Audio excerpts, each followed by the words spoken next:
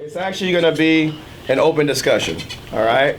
So Robbie came to me a couple weeks back with the whole topic of the Confederate flag, which is absolutely a hot button topic right now, right? Like, especially after the situation that happened in South Carolina, you had a lot of people who were discussing, is it heritage or hatred, right? And in this school, we have people who have viewpoints on a variety of sides.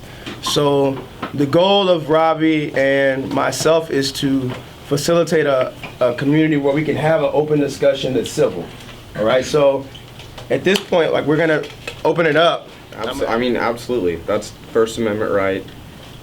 I think that people are completely misinformed about how the flag was, like what the flag, like what it's, like how the war started.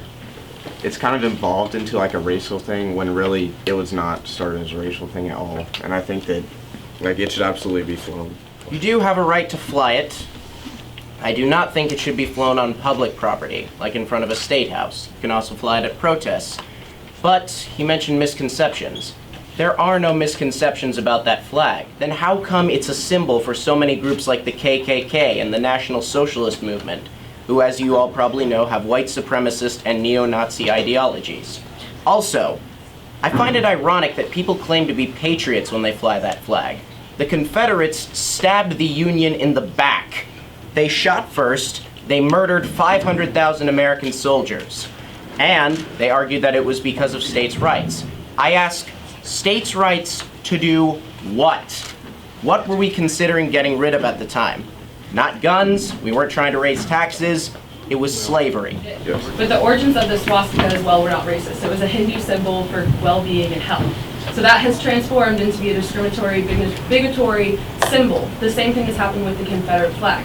So you don't see people like putting the swastika up saying, oh, this is for well-being and health. When we left Britain to come over here, we took land from the American Indians. Yeah, I do know that. And do you know that also that the flag that we fly also kind of stands for hatred, and that we took land from other people, and that we've been living in a land that technically wasn't ours to take? So why are you only holding partial facts? Why are you only holding facts to the partial facts to the Southern flag? We wouldn't be where we are today. We wouldn't be sitting in this classroom. The whole realm of everything would be different. So I think it's really important part of history that we shouldn't just throw away. This part of our history is like a shameful part, and I think it should be left in the past because it's kind of irrelevant now. And I mean, if you want to like fight for your freedom, that's great, but you don't have to do that here in public because obviously it's going to cause more problems. Like he wanted to associate with the flag, but you can't really like only associate like your Southern heritage with the flag. You have to like associate everything. You have to go with the Southern heritage, you have to go with the slavery, you have to go with seceding, and like you can't, you know, take part of the flag and say this is what I'm for. You have to go for it.